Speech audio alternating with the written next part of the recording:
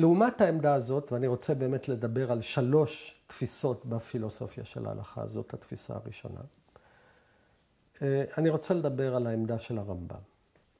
ואנחנו כמובן נעסוק בהגות הפילוסופית של הרמב"ם בהרחבה. אבל אני רוצה להיכנס לחלק מדבריו בהקשר הזה של שאלת הפילוסופיה של ההלכה והתפקיד שלה במחשבה היהודית. כי הרמב"ם שבא אחרי הגאונים, הרמב"ם יליד 1139, הוא מגיע אחרי תקופת הגאונים, הוא מערער על כל הנחות היסוד של הפילוסופיה של ההלכה, איך שאבן דאוד מצטט אותה. והערעור שלו מופיע באחד מכתבי הנעורים שלו, הכתיבה, היצירה הראשונה שלו, הגדולה, שהוא כתב בגיל צעיר בשנות ה-20 לחייו, שנקראת פירוש המשנה. הרמב"ם פירש את כל המשנה בערבית, בערבית יהודית, כתב ערבית באותיות עבריות. הוא פירש את כל המשנה כולה, ולפירוש הזה הוא גם כתב הקדמות. הוא כתב הקדמה לפירוש המשנה, הוא כתב הקדמות שונות לקטעים מהמשנה שהן מאוד חשובות להגות הפילוסופית וההלכתית שלו. ואגב, אחד הדברים המעניינים על פירוש המשנה, שכתב היד עצמו של פירוש המשנה, כתב יד יחידאי, נשאר לנו מכתב ידו של הרמב"ם עצמו, חלקים ממנו נמצאים בספרייה הלאומית בירושלים. רואים איך הרמב"ם למשל תיקן את הפירוש הזה במשך שנים, אחרי שהוא התבגר ולמד את אותם סוגיות מחדש ושינה את דעתו. כך שזה טקסט חשוב מאוד, נמצא אצלנו פה בירושלים. חלק ממנו נשמר על ידי משפחת הרמב"ם שעברה ממצרים, הרמב"ם הגיע למצרים, המשפחה אחרי זה עברה לחלב, ושם הטקסט הזה נשמר, נמכר על ידי סוחרים, אני חושב סוחרים, משפחת טולדנו, משפחת ססון קנתה את הטקסט הזה, שנמכר אחרי זה לספרייה הלאומית. היינו טקסט באמת יקר המציאות ויקר הערך שיש אותו בידינו מכתב ידו של הרמב"ם. בכל מקרה, הרמב"ם בפירוש המשנה הזה, חיבור הנעורים שלו, שמראה כבר בגיל צעיר את השליטה המוחלטת שלו בספרות ההלכה. בהקדמה שלו לפירוש המשנה, עוסק בשאלות של הפילוסופיה של ההלכה.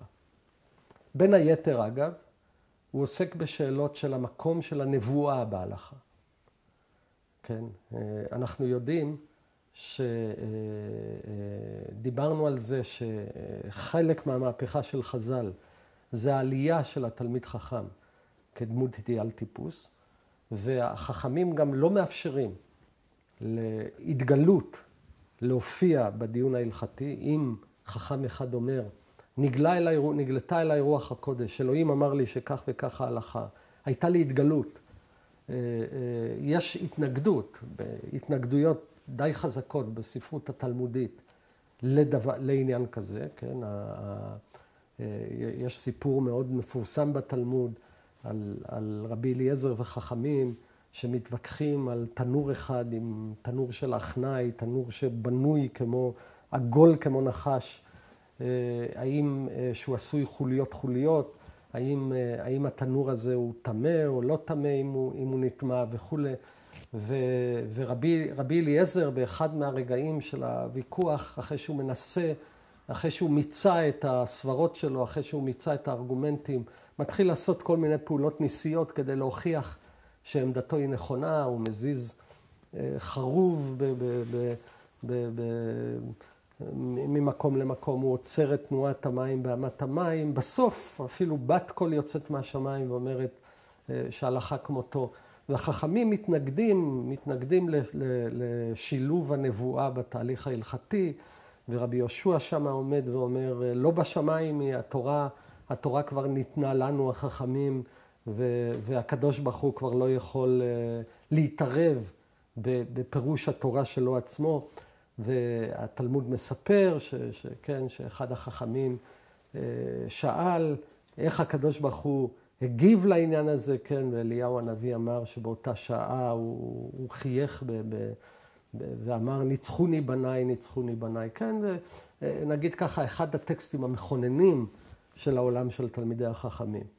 והרמב"ם בין היתר גם עוסק בשאלות של בין נבואה והלכה בפירוש המשנה ושאלות פילוסופיות אחרות, והוא עוסק גם בבעיה של המחלוקת ושאלות הסמכות שעליה דיברנו עכשיו. ואני רוצה להעמיד בפניכם את הגישה השנייה לפילוסופיה של ההלכה, כפי שהיא מוצגת על ידי הרמב"ם בספרו, בפירוש המשנה שלו. הרמב"ם אומר בפירוש המשנה שההלכה מתחלקת לכמה חלקים. הוא יוצר ארכיטקטורה של ההלכה. הוא אומר ככה, החלק הראשון בהלכה זה הפירושים המקובלים ממשה, פירושים שנמסרו למשה, שיש להם רמז בכתוב, או שאפשר ללומדם באחת המידות. יש לנו פירושים שנמסרו במסורת, אבל אפשר גם להסיק אותם באמצעים פרשניים מהתורה שבכתב עצמה. ואז הוא אומר ככה, וזה, בחלק הזה שנמסר במסורת, אין בו מחלוקת כלל. על החלק הזה אין מחלוקת. אלא כל זמן שיאמר אדם קיבלתי כך וכך, מסתלק כל ויכוח. כן. זאת אומרת, באותו חלק שנמסר ממשה, אין מחלוקות בכלל. אנחנו כבר רואים שמתרקם פה איזה הבדל בין העמדה של הרמב"ם לעמדת הגאונים, לעמדה של אברהם מבן דאוד, אבל עוד מעט נגיע אליה בהמשך. עכשיו הוא אומר ככה, החלק השני של ההלכה, הם הדינים שבהם אמרו שהם הלכה למשה מסיני, דהיינו מסורת למשה מסיני, ואין עליהם ראיה, כמו שאמרנו, וגם זה ממה שאין בו מחלוקת. זאת אומרת, יש דינים מקובלים במסורת שבעל פה ממשה, שאי אפשר לגזור אותם או ללמוד אותם מהכתובים עצמם, שהם לא ניתנים להוכחה או לפרשנות מהטקסט המקראי, וגם על החלק הזה של ההלכה אין בו מחלוקת. למה? כי הוא מקובל ממשה, ודברים שמקובלים ממשה אין עליהם מחלוקת. החלק השלישי, וכאן בא החלק החשוב של ההלכה, הם הדינים שנלמדו באחת המידות, הדינים שנלמדו בהלכת המידות, דהיינו ההלכות שנגזרות מכללי הפרשנות של החכמים, ובהם נופלת מחלוקת. כמו שאמרנו, ונפסק בהם הדין כדעת הרוב, לפי הכללים שהקדמנו. זאת אומרת, יש חלק שלישי של ההלכה, זה חלק שלא עבר במסורת, אלא זה חלק שהחכמים יוצרים מדעתם באמצעים פרשניים, שמתוכם הם מסיקים הלכות חדשות מהמקרא עצמו. כאן נכנסת המחלוקת להלכה. מחלוקת נכנסת להלכה באותו מקום שבו המסורת נפסקת, שאין לנו הלכה מסורה מסיני בעניין הזה, ושאת ההלכה הזאת למדו בדרכי הלימוד, בדרכי הפירוש, חכמים חידשו אותה, ואז מתחילה המחלוקת. ואז בא קטע מאוד פולמוסי, הרמב"ם יכול להיות מאוד פולמוסי גם בגיל מאוד צעיר, בעיקר בגיל מאוד צעיר, ואומר את הדבר הבא. אבל סברת מי שחשב, שגם הדינים שיש בהם מחלוקת, קבלה ממשה, ונפלה בהם מחלוקת מחמת טעות בקבלה או שכחה. כן? שזאת העמדה של אברהם מבן דאוד. דהיינו, מי שחושב שהמחלוקת היא תוצר של שכחה או טעות במעבר המסירה, ושהאחד צודק בקבלתו והשני טועה בקבלתו, או ששכח, או שלא שמע מרבו כל מה שצריך לשמוע, הוא מביא ראיה לכך ממה שאמרו משרבו תלמידי שמאי והלל שלא שימשו כל צורכם, רבתה מחלוקת בישראל ונעשית תורה כשתי תורות. הנה זה חי השם דבר מגונה ומוזר מאוד, והוא דבר בלתי נכון ולא מתאים לכללים, וחושד באנשים שמהם קיבלנו את התורה, וכל זה בטל. הרמב"ם אומר ככה, מי שחושב שהמחלוקת היא תוצר בכישלון או בתקלה של מעבירי המסורת, הוא חושד באנשים קשרים, הוא לא יודע תלמוד, הדברים האלה בטלים, אין להם קיום. אז בואו ננסה לעמוד על תפיסת הרמב"ם, על הפילוסופיה של ההלכה של הרמב"ם. נתחיל בתפיסת ההתגלות שלו. לפי הרמב"ם, ההתגלות לא הייתה שלמה. יש בה גרעין, שחלקו נכתב בכתב, חלקו בעל פה, אבל הוא לא כולל את כל ההלכה הידועה לנו. על הגרעין הזה, שנמסר בעל פה מסיני, מעולם לא נפלה מחלוקת. זה דבר ראשון. בעוד שהגאונים חשבו שנקודת מוצא של ההתגלות הייתה מלאה, אצל הרמב"ם היא לא מלאה, הייתה חלקית. דבר שני, מתי מתחילה מחלוקת לפי הרמב"ם? נעבור למחלוקת. מתי מתחילה מחלוקת? לא כשחכמים לא העבירו נכון או שכחו את מה שניתן להם. מחלוקת מתחילה כשהגורם האנושי מתחיל לייצר כללים חדשים. ולכן, פרשנות אצל הרמב"ם היא לא גורם משחזר דברים שעבדו, כי שום דבר לא עובד. מה שהיה במסורת נשאר. פרשנות היא תהליך יצירתי של הלכות חדשות בידי גורמים אנושיים שאלה החכמים. זאת אומרת, יש פה תפיסת פרשנות אחרת לגמרי. אגב, יש פה גם תפיסת אמת אחרת. כי מתי קיימת מחלוקת? מחלוקת מתחילה כשאין מסורת, כשיש פרשנות. והשאלה האם פרשנות אמיתית או שקרית היא לא ביחס למשהו שכבר ניתן ולא נמצא, אלא היא נוגעת לשאלה טיפה יותר עדינה. האם הפרשנות הזאת מוצלחת? האם היא תואמת את המקור שממנו היא נשאבה? יש פה תפיסת אמת אחרת. יש פה גם תפיסת סמכות אחרת. לפי הרמב"ם, העובדה שאתה קודם בזמן לא נותנת לך שום סמכות מיוחדת. כי מה שהיה במסורת תמיד נשאר במסורת. זאת אומרת, כשמסתכלים על העמדה של הרמב"ם, שהיא גם סובבת סביב הציר של המחלוקת, יש פה פילוסופיה של ההלכה שונה לחלוטין מהעמדה של אברהם מבן דאוד בהמשך למסורת הגאונים. לפי הרמב"ם, ההתגלות הייתה גרעין. התגלות. לא אופק מלא של כל ההלכה כולה. הפרשנות היא לא תהליך משחזר, היא תהליך יצירתי. ואמת בפרשנות, אמת במחלוקת, היא לא אמת ביחס לחומר שכבר ניתן. וכמובן, יש לו גם תפיסת סמכות אחרת שבה קדימות בזמן לא נותנת לך שום מעמד עקרוני ביחס למי שבא אחריך. זאת אומרת, לפי הרמב"ם, ופה הלב של הטענה שלו, ההלכה היא גורם מצטבר ומתעצם באמצעות פרשנות שמקורה אנושי. והמחלוקת נכנסת להלכה באותו מקום שהגורם האנושי יוצר הלכות חדשות מהחומר שנתון. עכשיו, זה דבר מאוד מעניין מבחינה מחשבתית, מבחינה תיאולוגית, מבחינת התפיסה הפילוסופית היותר עמוקה. לפי הרמב"ם,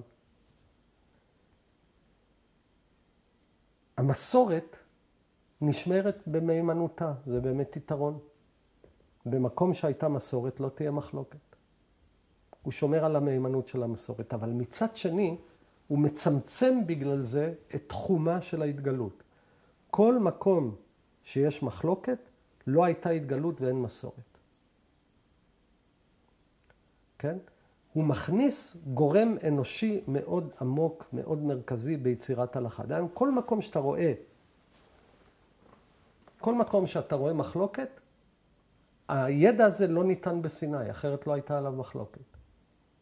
כן? אז למשל, לפי אברהם אבן דאוד, כשהקדוש ברוך הוא נתן את התורה בסיני, הוא נתן את חובת קריאת שמע בערבית, הוא אמר בשוכבך ובקומך, תקרא את קריאת שמע בשוכבך ובקומך, נניח שזה הפשט. והוא גם אמר, בשוכבך הוא אמר בעל פה, אני מתכוון עד חצי הלילה, נניח. לפי הרמב"ם, אם יש על זה מחלוקת, נאמר רק בשוכבך.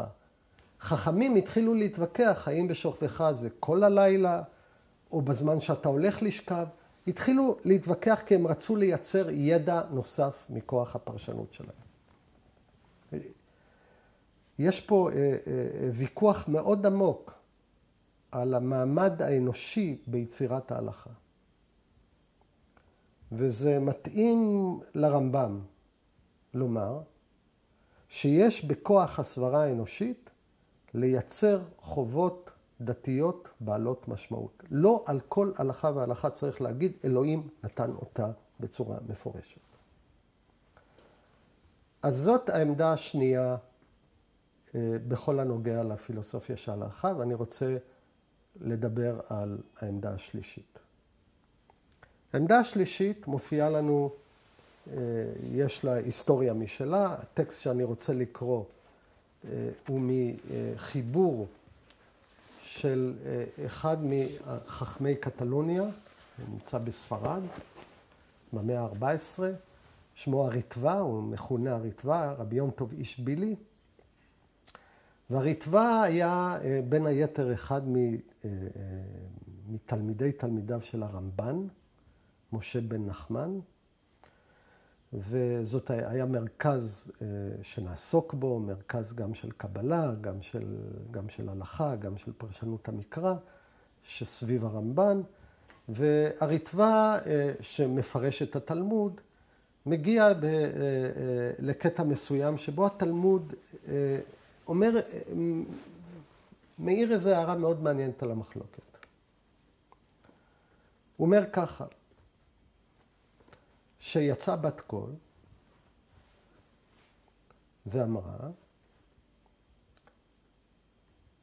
על דעת בית הלל ועל דעת בית שמאי, אלו ואלו דברי אלוהים חיים, שני הצדדים הם באמת דברי אלוהים חיים, אבל הלכה כבית הלל. כן? הביטוי אלו ואלו דברי אלוהים חיים נהיה ביטוי מאוד חשוב בתולדות המחשבה ההלכתית. והריטב"א, בחידושים שלו, הביטוי הזה נמצא במסכת עירובין, בדף י"ג עמוד ב', הריטב"א, בחידושיו על מסכת עירובין, מעורר איזושהי שאלה שממנה אתה רואה ואתה למד שיש תפיסה שלישית שונה לחלוטין של הפילוסופיה של ההלכה שעליה אני רוצה להתעכב. אומר לנו הריטב"א את הדבר הבא. אלו ואלו דברי אלוהים חיים. שאלו רבני צרפת. רבני צרפת אלה בעלי התוספות שנמצאים בצרפת, שכתבו תוספות על התלמוד, כתבו פירושים לתלמוד, נכדיו של רש"י בין היתר, חלק מהם התווכחו עם רש"י. אז רבני צרפת, שאותם הוא מצטט, שאלו. איך אפשר שיהיו שניהם דברי אלוהים חיים וזה אוסר וזה מתיר? זו שאלה מאוד טובה. איך אתה יכול להגיד גם זה וגם זה, שני הצדדים חולקים אחד על השני, שניהם דברי אלוהים חיים, שניהם דברי האל בעצמו. הרי הם סותרים אחד את השני. ותרצו. עכשיו התירוץ שלהם לשאלה הזאת.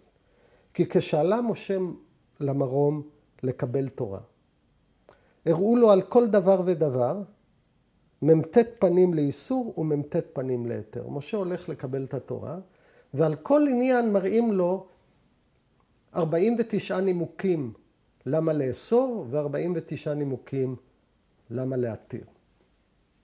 ושאל הקדוש ברוך הוא על זה, הוא שאל אותו, רגע, מה אנחנו נעשה?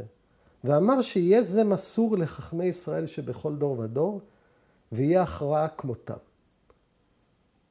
כן? אמר לו, למרות שאני נותן לך את התורה כאוסף של מחלוקות, חכמי ישראל יכריעו מה ההלכה.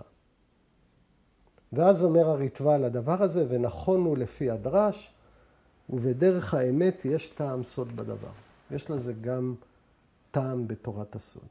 אני רוצה לדבר על העמדה הזאת, היא עמדה מאוד מעניינת, מאוד שונה משתי העמדות הקודמות, ויש לה, גם לה יש שורשים היסטוריים עמוקים בתולדות ההלכה. מה הוא אומר?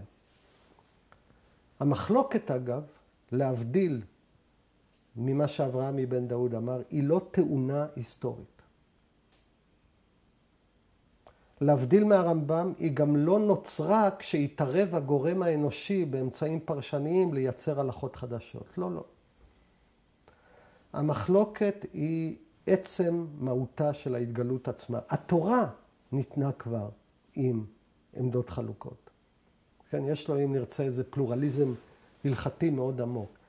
המחלוקת נעוצה במהותה של ההתגלות עצמה. ההתגלות עצמה כבר ניתנה עם ריבוי פנים לכאן או לכאן. זאת תפיסה, אם כך, שונה לגמרי, גם של מחלוקת וגם של התגלות.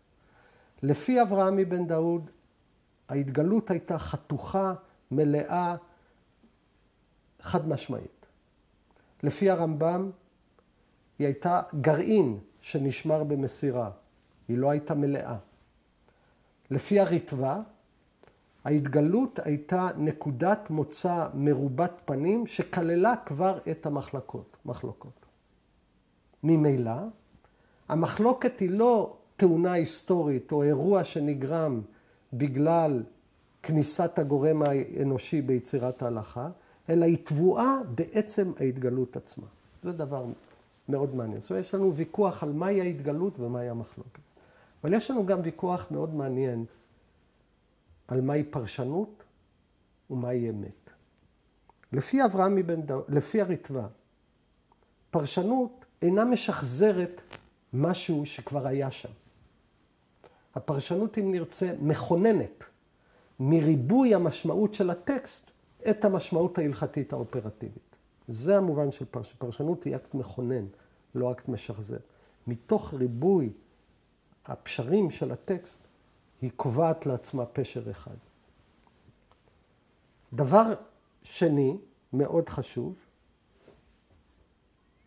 במחלוקת אין צד אחד שהוא טועה וצד אחד שהוא צודק.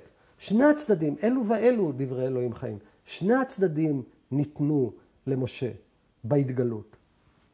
לכן במחלוקת אין טעות, וההכרעה היא לא הכרעה לשאלה האם טעית או אם לא טעית. היא בחירת אופציה בידי בית הדין שמכונן את פשר ההלכה מתוך ריבוי הפנים של ההתגלות עצמה. יש לנו פה תפיסה שלישית, שיש לה תפיסת התגלות אחרת, תפיסת פרשנות אחרת, תפיסת מחלוקת אחרת, תפיסת אמת אחרת. ומובלע בה גם תפיסת סמכות. כי הסמכות של החכמים היא הסמכות לכונן מתוך ריבוי המשמעות של הטקסט את ההלכה הנוהגת. אחד הדברים המעניינים, אם נרצה, בתפיסה הזאת, שהיא באה, כמו שאמרנו, מבית מדרשו של הרמב"ן, הריטב"א אומר שיש לה שורשים אצל חכמי צרפת בין בעלי התוספות, ואגב, באמת, אחד מהפרשנים של בעלי התוספות, רבי שמשון משאנץ, מביא פירוש כזה בפירוש שלו למשנת עדויות שלמדנו. הוא אומר, למה אפשר לסמוך על דעת המיעוט? למה אפשר להחיות אותה? אפשר להחיות אותה כי גם היא ניתנה בסיני. כל המחלוקות ניתנו בסיני. גם זאת דעה לגיטימית. יש פה ריבוי. עכשיו, מה שמעניין מבחינה מחשבתית בפילוסופיה השלישית, זה שהיתרון הגדול שלה, זה שהיא רואה בכל ים התלמוד, על כל מחלקותיו, שיקוף מאוד עמוק של רגע ההתגלות הראשוני, שגם הוא מרובה פנים. יש פה עמדה מאוד עמוקה. יטענו מבקריה של העמדה הזאת שהיא מוותרת על החד משמעיות של ההתגלות, אבל זה מאוד מעניין. הריטב"א אומר בסוף דבריו, אחרי שהוא מביא את העמדה הזאת, ויש טעם סוד בדבר.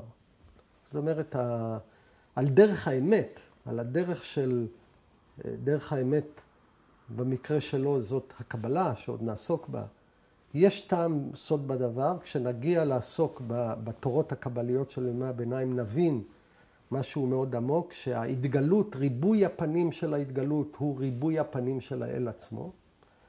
ובכל מקרה, יש פה עמדה שאוחזת, שחובקת את הרעיון שההתגלות היא אירוע רב משמעי, שמכיל את כל חילוקי הדעות של החכמים בתוכו עצמו. זאת אומרת, כשאנחנו חושבים, עשינו איזושהי כניסה לתחום מאוד עמוק במחשבה היהודית, וזה נקרא הפילוסופיה של ההלכה, ראינו התפתחות של פילוסופיות שונות שהן כולן סובבות סביב מושג המחלוקת, שנוגעות ליסודות המערכת המשפטית ההלכתית, שהן נוגעות לשאלה מהי התגלות. פה ראינו 3 דעות. לפי אגב, אברהם מבן דאוד, נחזור למשנה הראשונה שעוסקת בקריאת שמע. הקדוש ברוך הוא כשנתן תורה למשה, הוא אמר לו, בשוכבך פלוס, אני מתכוון עד חצות, זמן מסוים. לפי הרמב"ם, הוא לא אמר לו זמן מסוים, אמר רק בשוכבך. וחכמים שרצו להוסיף ידע הלכתי, ניסו להוציא בדרכים פרשניות את הזמן המדויק, ולכן גם בין היתר קרתה להם המחלוקת. לפי הריטב"א, אלוהים אמר, בשוכבך עד סוף השמורה הראשונה, עד שליש הלילה, עד חצות, כל הלילה, אמר את כל הדעות כולם. משה אמר לו, מה נעשה? יש פה... הוא אומר, כן, יש פה ריבוי של אפשרויות לגיטימיות אמיתות. אתם תבחרו מה לעשות, אתם תחליטו. זאת אומרת, יש פה תפיסה שונה של התגלות, תפיסה שונה, כמו שאמרנו, של פרשנות. האם פרשנות היא אירוע משחזר? האם פרשנות היא אירוע יוצר של חומר חדש? או האם פרשנות היא אירוע שמכונן מבין ריבוי המשמעות של הטקסט? יש פה כמובן תפיסות אמת שונות במקרה של ויכוח בהלכה, ויש פה גם תפיסות שונות של סמכות. כך שראינו כיצד בתקופה יותר מאוחרת של המאות, במקרה שלנו של המאות ה-12, 13, 14, בעלי הלכה בעקבות הדיונים התלמודיים מייצרים עמדות שונות לגבי השאלה של מהי הפילוסופיה של ההלכה.